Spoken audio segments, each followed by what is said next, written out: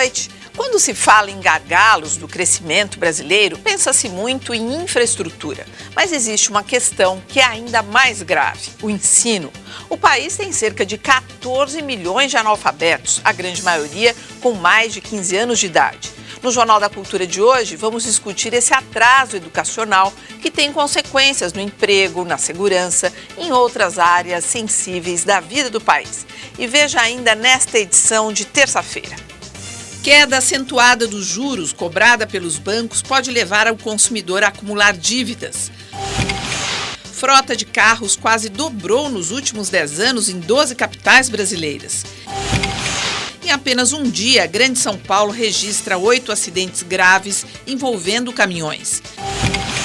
Ministério da Saúde suspende a venda de 301 planos de saúde por desrespeito aos prazos de atendimento. Em discurso no Peru, o presidente Dilma fala em protecionismo disfarçado dos países ricos. Navio holandês que faz abortos em alto mar vai pela primeira vez a um país islâmico. Hugo Chávez promete marchar durante 4 dias no encerramento da campanha pela reeleição na Venezuela.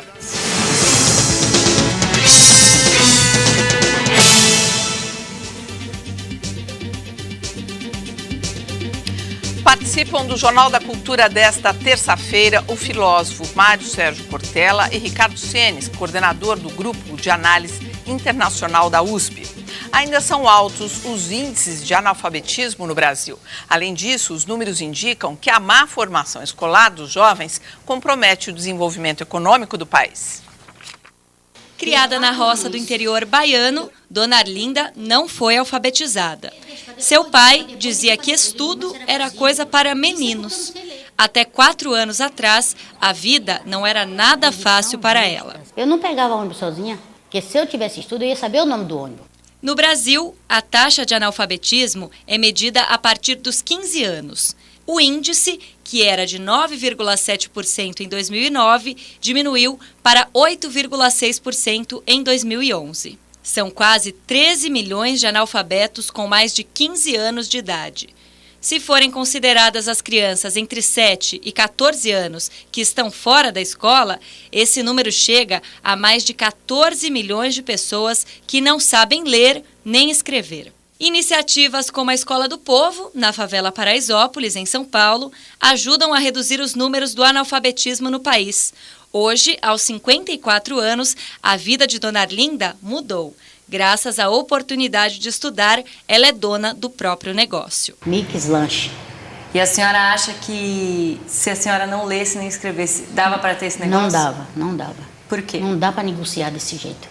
A produtividade do operário brasileiro pode ser comparada à de um operário japonês dos anos 60.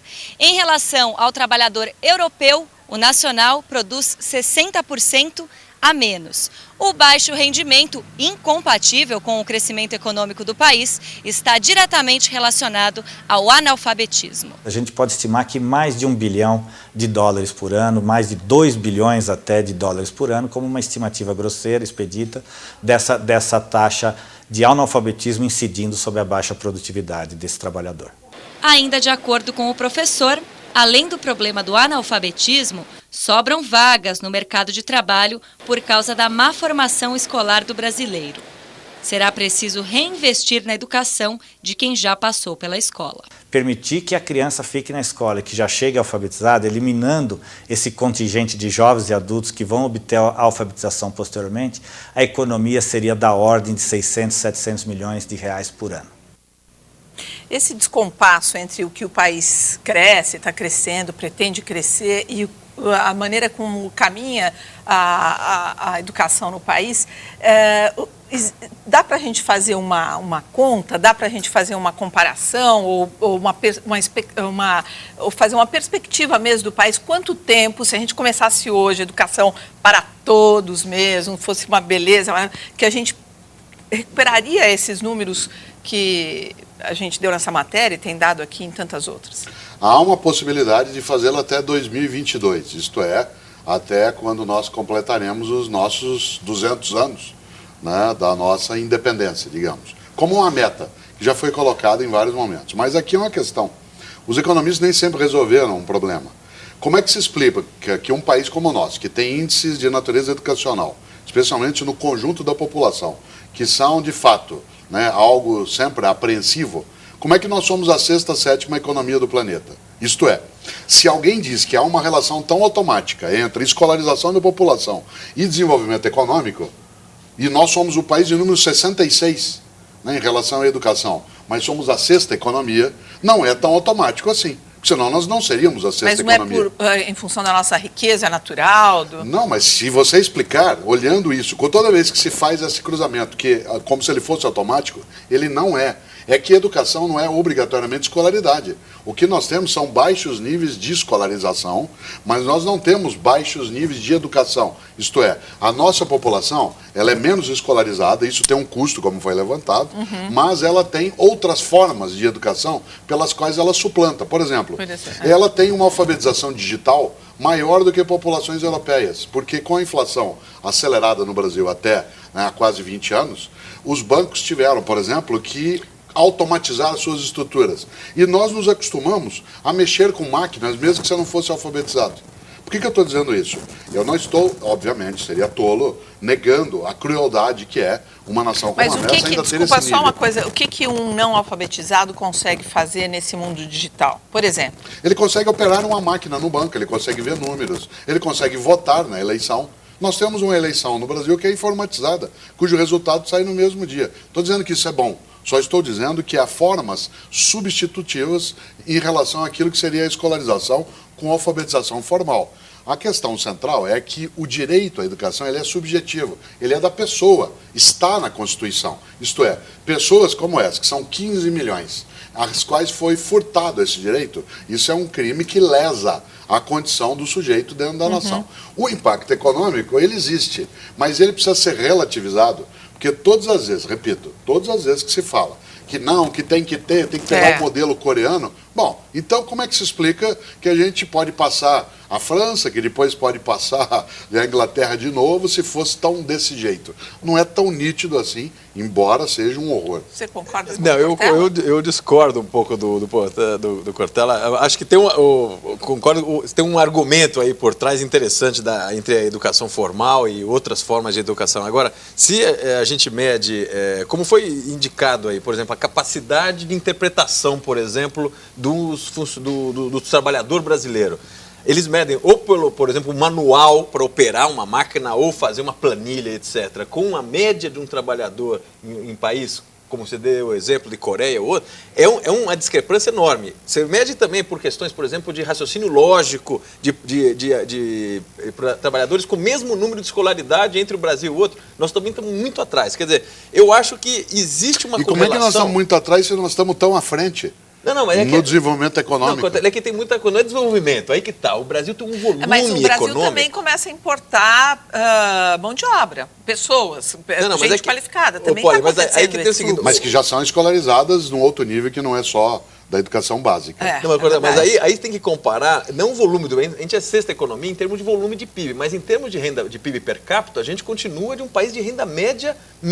Ou seja, se você comparar... Sem dúvida. Um país, você tem que comparar o nível de escolaridade e essa capacidade, vamos dizer, de produção do Brasil com outro país com a renda média, como a gente tem, vamos dizer, considerando ainda o fato dessa renda média, que na média esconde toda essa desigualdade, que está por trás desse modelo estranho econômico Eu não tenho brasileiro. dúvida, acho que você está certo. A questão do analfabetismo adulto no Brasil e da educação em geral, ela é, repito, uma violência.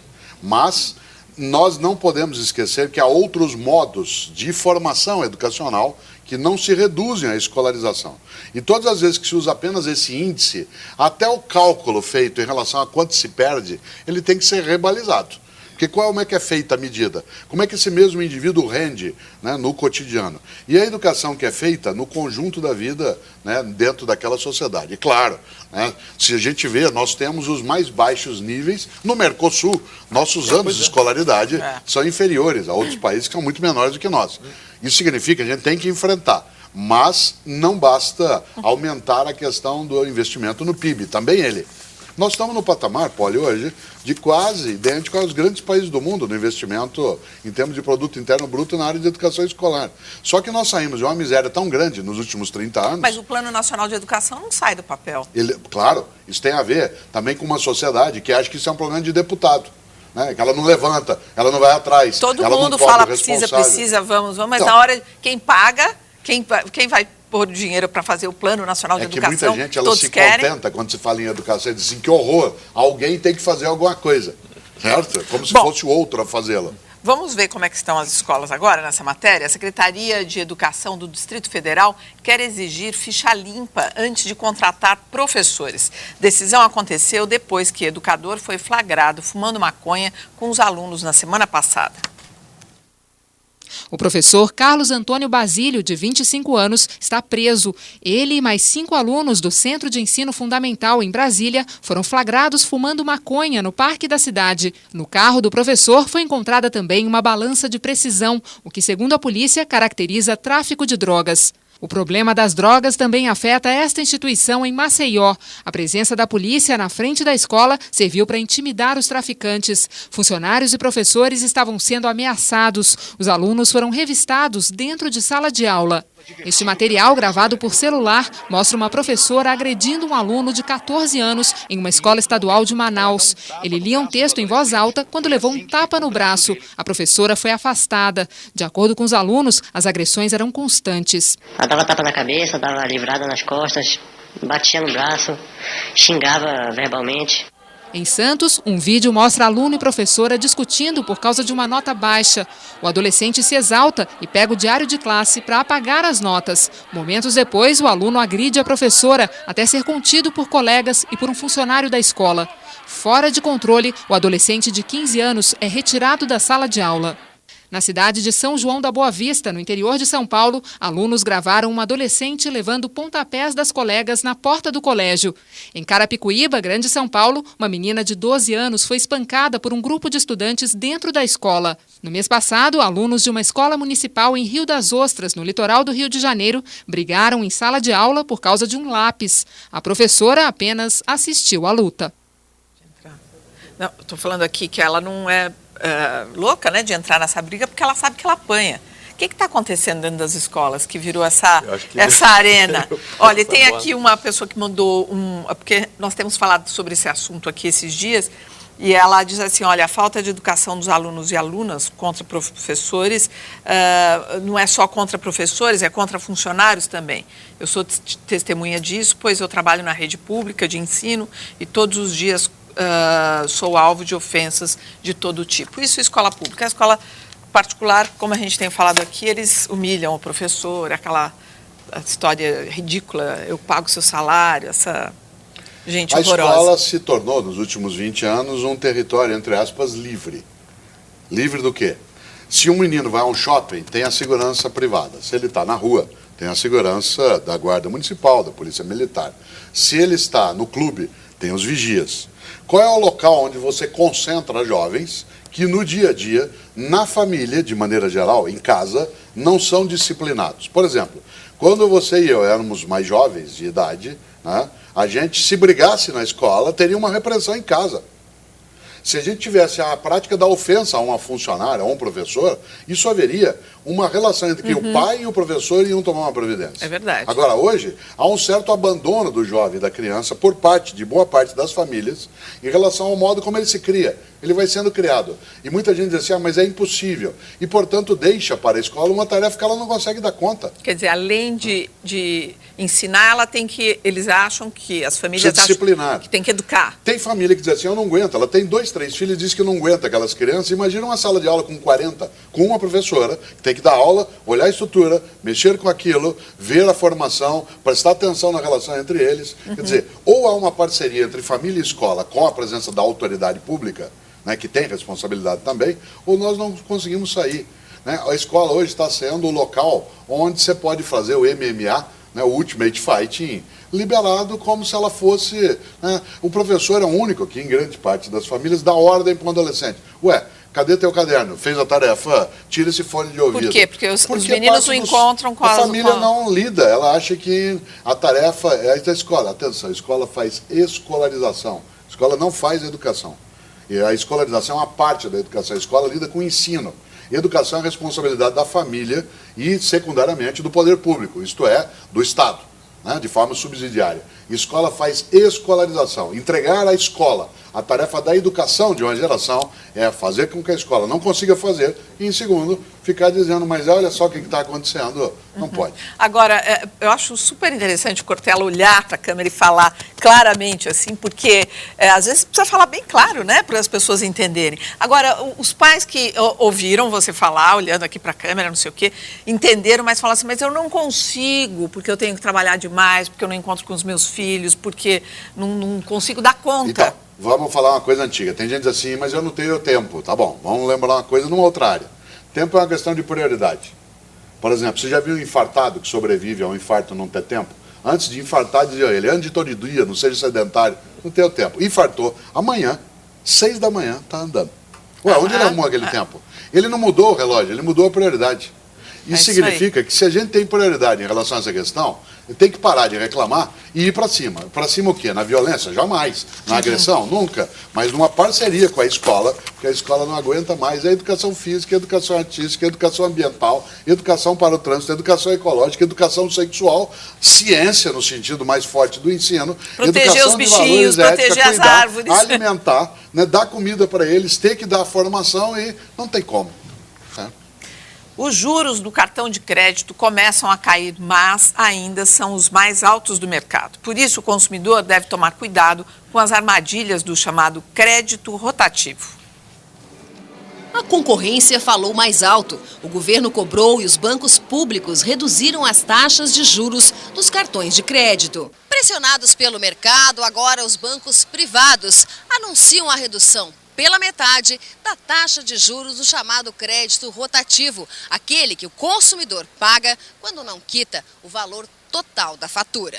Mas tem quem garanta, ainda há muita gordura para cortar. Você reduz a tarifa do cartão de crédito de 230%, 240% ao ano para 120%. Quer dizer, há uma margem muito grande nisso. Então, se espera que possa reduzir um pouco mais. E mesmo que os bancos cortem as taxas pela metade, isso não deve ser desculpa para o consumidor perder o controle dos gastos. Ao fazer o planejamento financeiro, é necessário colocar no papel os ganhos líquidos, descontar as despesas fixas como água, luz, escola e telefone, e não comprometer mais que 30% do que sobra com dívidas. Esse deve ser o valor do limite do cartão de crédito. O ideal é pagar o valor total da fatura. Quem não conseguir deve cortar gastos para quitar a dívida. Se ainda assim não conseguir pagar, procure alternativas. Pode procurar uma outra modalidade de crédito mais barata, como, por exemplo, um crédito consignado, pegar dinheiro lá, uma taxa menor e quitar o rotativo. E aí ele fica devendo, mas numa taxa inferior. André caiu no rotativo e a dívida só cresceu. Vai ter que renegociar com o banco. Só depois de perder o controle, aprendeu a lição. Tem que saber utilizar, gastar só o necessário e sempre pagar o valor total. Olha, antes de passar aqui para o Cênis, eu quero só lembrar que pode ter caído um pouco essa taxa que a gente viu aí na reportagem, mas eu recebi aqui da Luísa, que é a repórter, que as taxas, as outras taxas, subiram todas. As taxas bancárias. Fornecimento de segunda via do cartão, subiu, todas subiram. A questão Quer dizer, tira de um lado. Aí tem, acho que várias questões, mas na questão específica do crédito, esse é um ponto importante. O Brasil, que não era uma economia que nunca teve crédito, ela não tem nem para investimento e nem para consumo. Na parte de consumo, nos últimos anos, cresceu barbaramente. A gente saiu de uma relação de crédito para PIB de 15% para algo como 50% em 6, 7 anos. Então, assim, a oferta de crédito aumentou muito rapidamente e a sociedade acabou tendo pouco tempo para ir entendendo o que é esse mecanismo de crédito. Porque, no fundo, o mecanismo de crédito ele é uma antecipação de compra, basicamente. Isso é entender basicamente o seguinte, você compra, mas você tem que pagar um dia. Você, na verdade, ao invés de... Ele te oferece o quê? Você consumir de maneira antecipada e cobra para oferecer esse serviço anterior. Agora, essa taxa que parece pequena, quando você anualiza ou coloca em 24 meses, etc., ela tem um fenômeno matemático que tem a ver com o ensino, né? Que é a coisa do juros sobre juros. Então, no Brasil, que tem uma taxa já absolutamente alta, se você não fizer esse cálculo na ponta do lápis, o consumidor ele tem uma ilusão de que aquele consumo está tendo para ele um custo baixo. Mas no longo prazo é absolutamente condenar as contas do sujeito. É aí que o molho fica mais caro que o peixe. No fundo é isso. A frota das 12 principais capitais do Brasil cresceu cerca de 77% em 10 anos. Mas a infraestrutura viária e os órgãos de controle do trânsito não acompanharam o ritmo. São Paulo foi a cidade que mais recebeu carros em números absolutos. Foram 3.400.000 veículos a mais entre 2001 e 2011. Circulam hoje pelas ruas da capital paulista 7 milhões de veículos. As 12 principais capitais somam 20 milhões de automóveis, o que corresponde a 44% da frota nacional. O estudo é do Observatório das Metrópoles e usa dados do Departamento Nacional de Trânsito, o DENATRAN. Foram analisadas informações de 253 municípios. As capitais não estavam preparadas para receber tantos carros. Em São Paulo, por exemplo, em 2001, havia 1.200 agentes da Companhia de Engenharia de Tráfego, a CET, orientando o trânsito nas ruas. Hoje, esse número não chega a 2.000. Segundo a pesquisa, especialistas apontam 3 fatores para o crescimento do número de carros: o aumento da renda da população, redução de impostos e facilidades de crédito. Veja a seguir, em discurso no Peru, Dilma denuncia o protecionismo disfarçado dos países ricos. E ainda, sírios no Brasil contam como é viver como refugiado.